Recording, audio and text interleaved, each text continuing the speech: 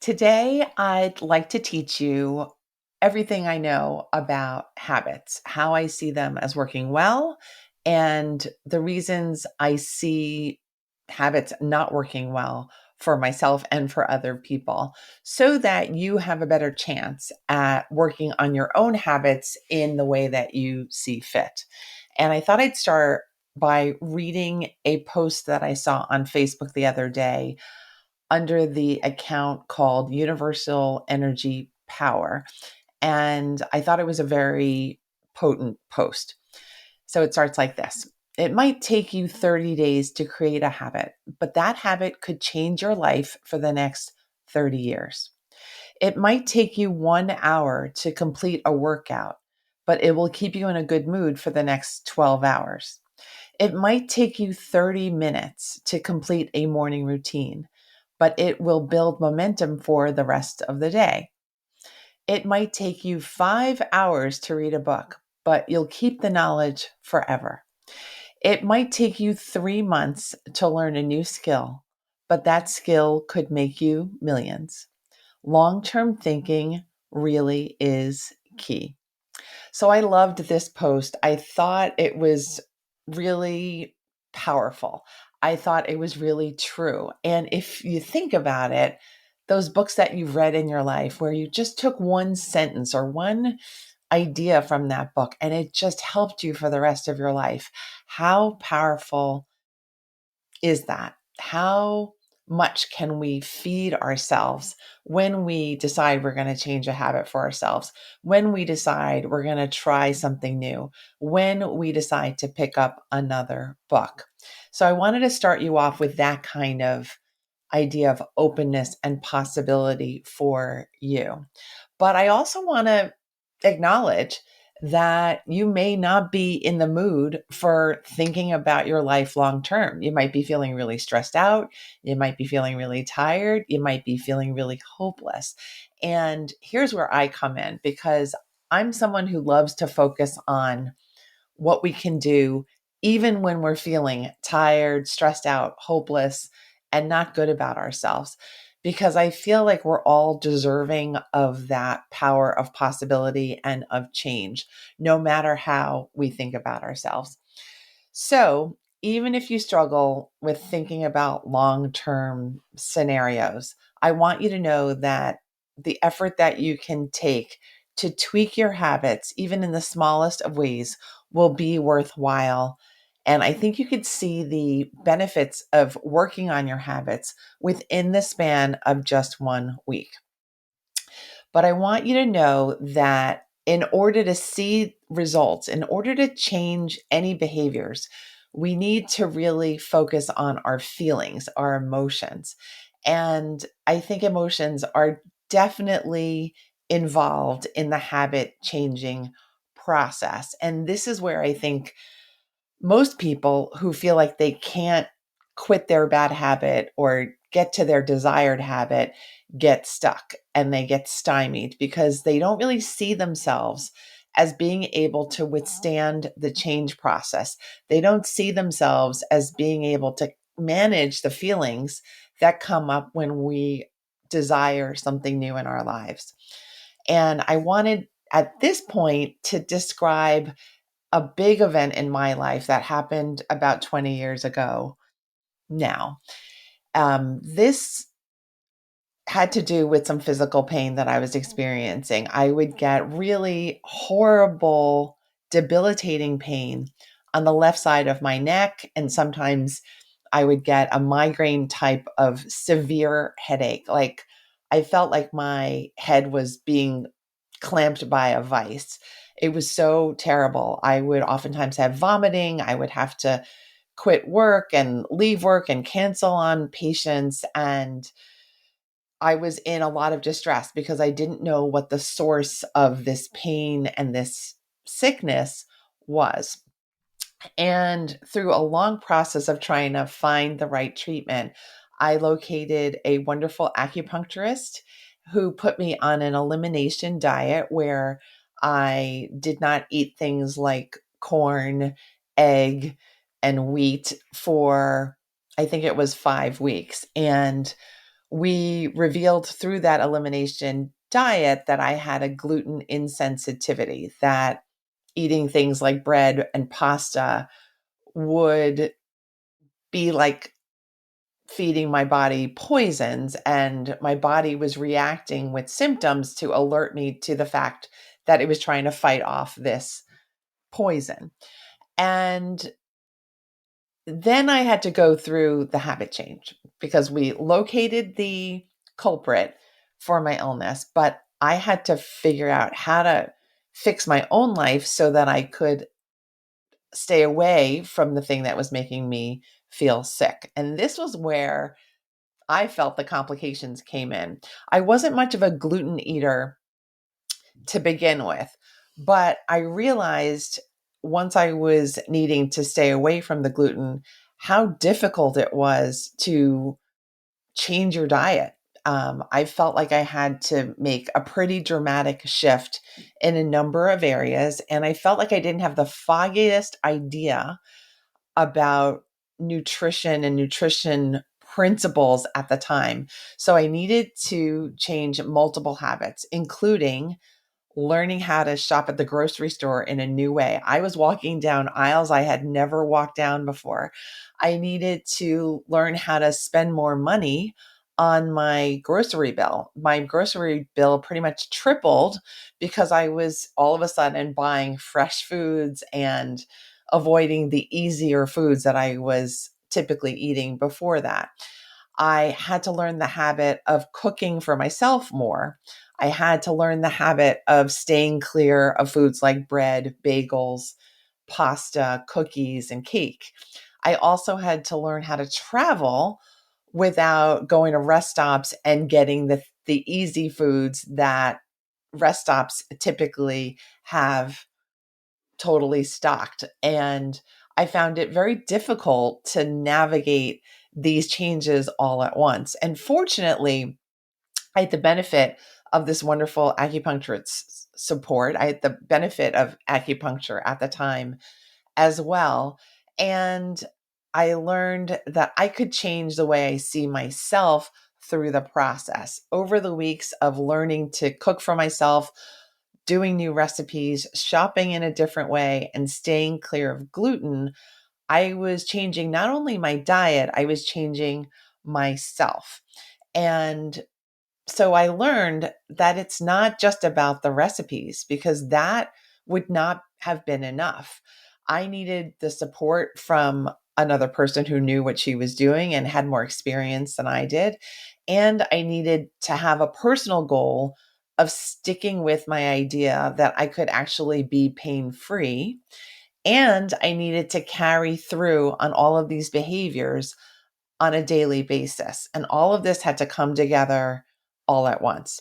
But I have to report that it was a wonderful experience in the end, because within the span of 5 days, I noted that I was already feeling better. My stomach was not as bloated and uncomfortable feeling. And by the end of 5 weeks, I had dropped 5 pounds, at least 5 pounds, if I remember correctly, and I felt really, really well. I think I felt and looked the best I had felt in years. And perhaps the best part of the story of all was that I didn't have that terrible, debilitating pain returning. So I taught myself that I could change my entire health status and my mindset in just a very short period of time. Of course, I had that support, but I also had a lot of willpower that I applied to this process. And now that I'm 20 years healed from that pain, so grateful to report that, I try to apply what I've learned from that experience and from recovering from chronic procrastination to help other people do the emotional work to prepare for their chosen habit change. I don't particularly get in the habit of prescribing for people what I think they should do. I think it's really important to find your own path through, that you have to know what is important for you to change. What is the thing that is causing you the most stress? What is the habit that is causing you the most negative feelings, the most negative experiences, the most negative consequences? I want you to evaluate that as you're listening to this episode today. What comes to mind? What is the habit that maybe you never even thought you could part with, that maybe I'm encouraging you to open your mind and decide, maybe I can change that. Maybe I do have it within me to get this out of my life once and for all. I hope that's the case.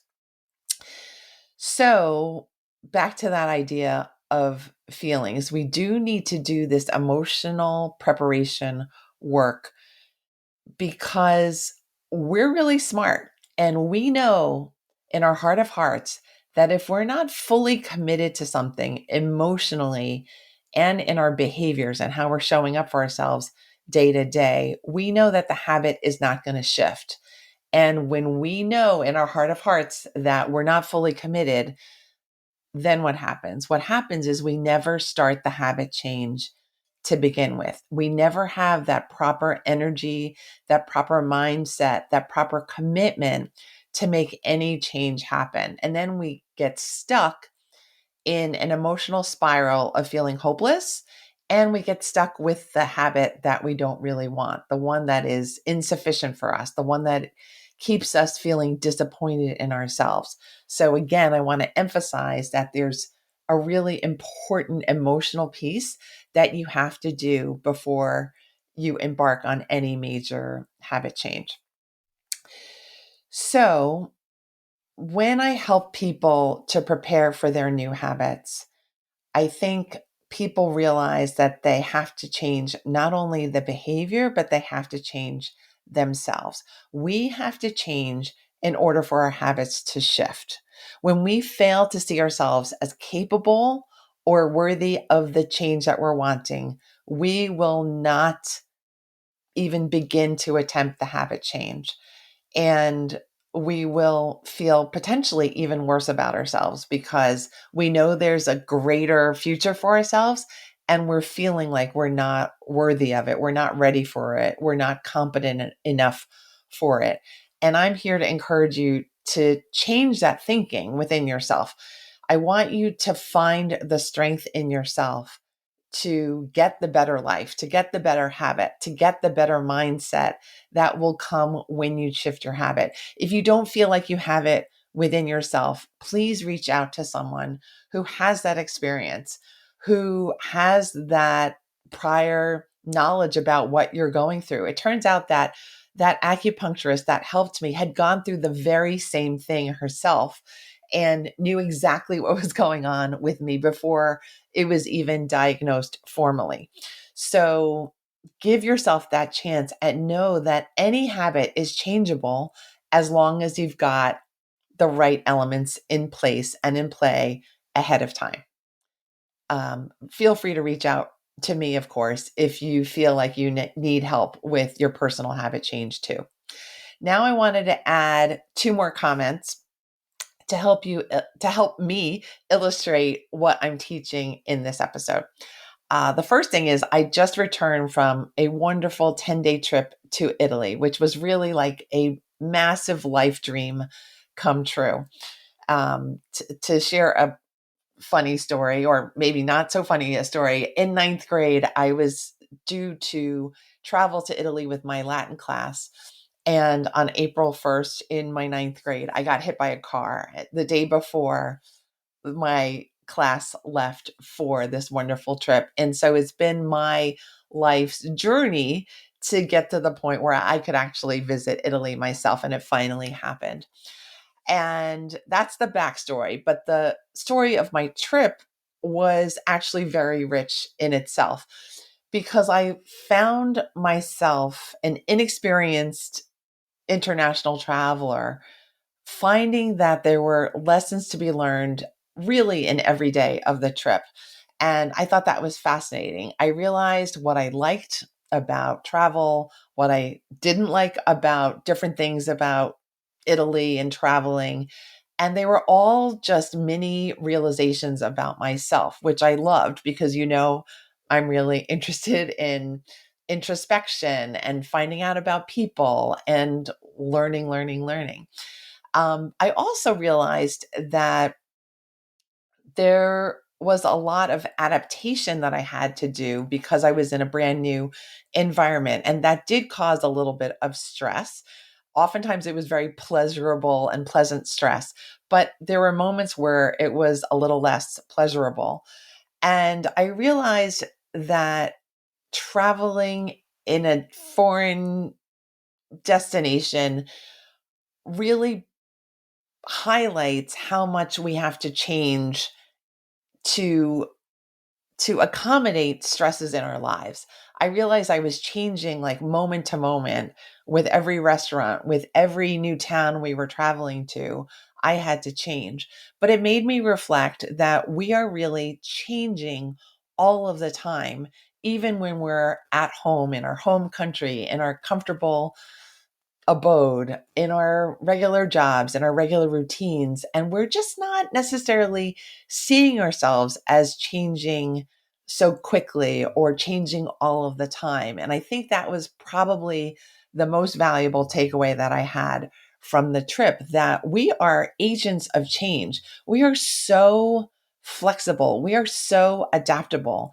And I wanted to pass that on to you to encourage you to dig into your own flexibility, to avoid seeing yourself as being really rigid or as being someone who's stuck in their habits or trapped in their habits, even. See yourself as powerful and believe in yourself fully. Even if you're not getting on a plane, even if you're not on vacation, you can make whatever change happen in your life that you need and want. The second point that I have for you is probably going to make me tear up and cry. During the trip on August 8th, I learned that Olivia Newton John had passed away. And I think many of you who are listening are admirers and lovers of the work and music and life and person of Olivia Newton John. And when I heard that she had passed away, my first thought was, it's okay. She passed away on August 8th. And that happens to be the Lionsgate portal date. I knew that ahead of time, ahead of learning of this news of her passing. And if you don't know, Lionsgate portal in astrology is when the universe is full of positive energy and is ready to hear your aspirations. It's a time for manifesting new ideas, for raising our consciousness, and enhancing our spiritual energy. And I thought to myself immediately, I could not imagine a more perfect way for Olivia Newton John to transition to infinity, to whatever is there for her in the universe from here on out. And that's my positivity coming through too. But in reviewing Facebook tribute posts and stuff online, video segments and interviews with her about her life and career and her music, I learned that the thing that she wanted to be remembered most for was her positivity. She wanted us to believe that we are magic and that nothing can stand in our way. You have to keep your hopefulness alive, and then the universe will deliver. You just have to keep your wishes front and center. Keep the power there. Don't doubt yourself. Use the power of positivity and gratitude and belief in the magic that you have within you and within the universe to shift whatever you need to go forward and create your own magic in the world. Now's your chance. Olivia's passed on, but we are still here working our own magic. And I want to just leave you with all of these thoughts. You have the power to rescue yourself from habits that you don't care for, the habits that you don't want, and to embrace the ones that you know you're capable of. You wouldn't feel frustrated about these habits if you didn't know there was something else better out there for you. I wish you all the best as always. I will see you next week as the next episode drops. Thanks so much for listening to this one. Hope it helped.